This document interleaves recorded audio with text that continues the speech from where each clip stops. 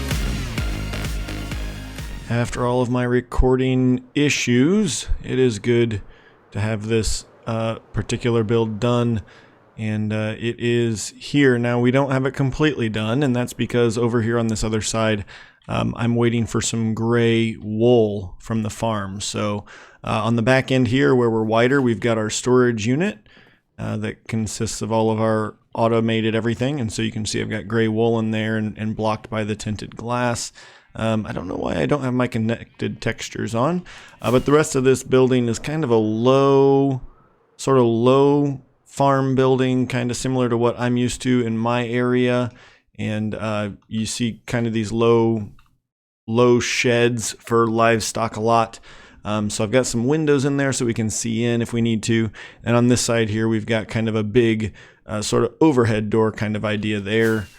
And then again to the other side, we've got just a wide open. I'm going to leave this open. We could put some gates or something here. I could fashion a door.